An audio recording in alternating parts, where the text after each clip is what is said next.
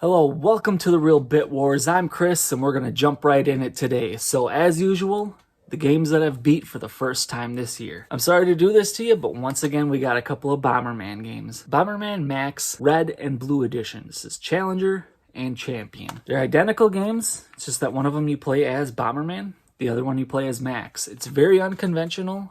It's non-linear. There are portals that bounce you back and forth between different levels. They tried to cash in on the Pokemon craze, which doesn't really add much to the gameplay. Had they just made this straight linear, these would have been great Bomberman installments. They would have been, just your run-of-the-mill games in the series, but that's not a bad thing. Next up, this is a very big one. I was looking through my NES games, and I realized I've never beat that game. I've had it forever. There are people that would kill to have this in their collection. New Ghostbusters 2. So I finally took care of this one, and wow, is it amazing. Probably the best Ghostbusters game. And it was brought to my attention that the Game Boy version of Ghostbusters 2 is actually a port of this one. So that got pushed right up to the top of my wish list. Ghostbusters 2 and the Game Boy. Hopefully I'll be picking that up real soon and playing that one and beating it also. Now on to the pickups. The first one?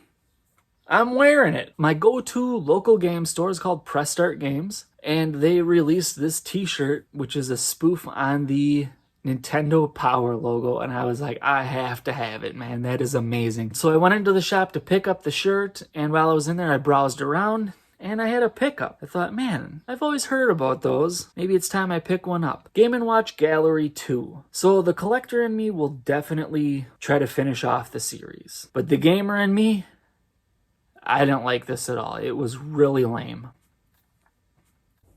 Oh, no way, man. What is this, a bottle opener? Yeah, a bottle opener. What is it here? Right on, bro.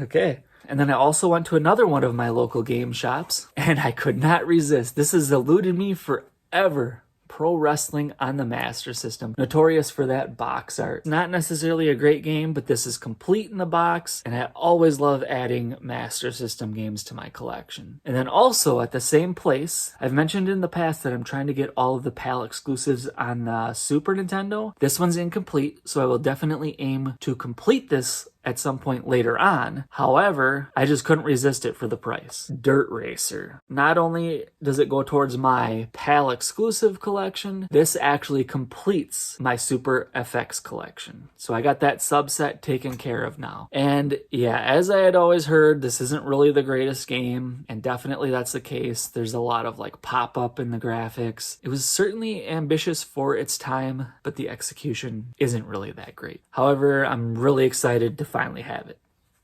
I got a box of junk on eBay.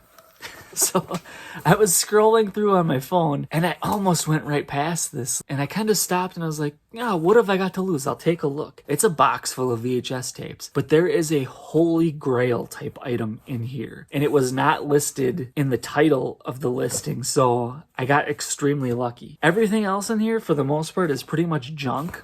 I'll show you some of the more noteworthy ones. We have a Rugrats movie and the clamshell with the orange VHS tape. One of the more collectible ones in here, Spider-Man The Venom Saga. I actually watched this and it's not so bad. We've got like SpongeBob, Rugrats.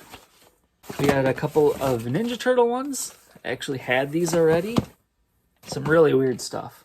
Popeye. What have we got here? Another Popeye tape. Another Spider-Man. Another SpongeBob. Felix the Cat. But here's the reason why I bought this.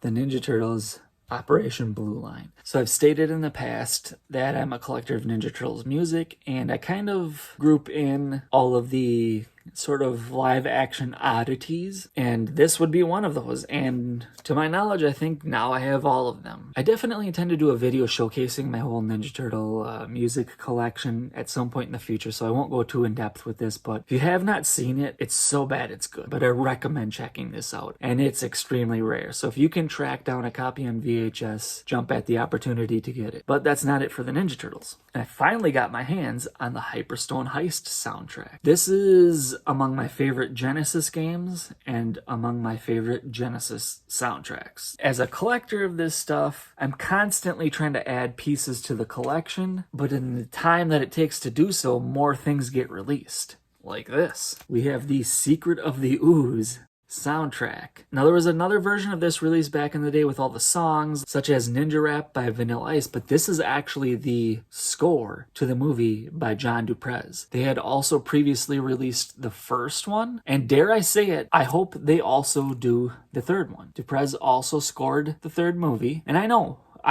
that movie's terrible, but let's complete the trilogy. These actually have original artwork by Kevin Eastman. It's amazing. The music is awesome. The artwork is just phenomenal. Let's do the third one. So Waxwork Records, let's take care of that and get the trilogy completed. Once again, man, I don't know if I can get through this without a beer. We got this bad boy right here. As you can see, it has an NES controller as well as a Toadstool 1-up there. So when I went to the store, the guy's like, "How much was this?" and I said, I don't know, I didn't see a price tag on it. So he's like, "Price check on the man-child?"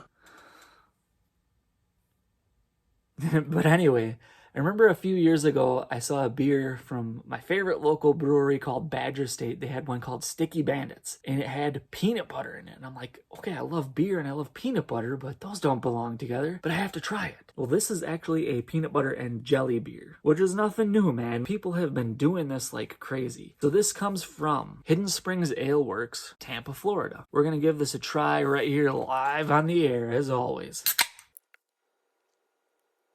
Not my greatest pour, but please, folks, remember to drink Wisconsibly. I'm guessing this must be like either strawberry or raspberry because it is very red and it smells like peanut butter. So let's give this a whirl.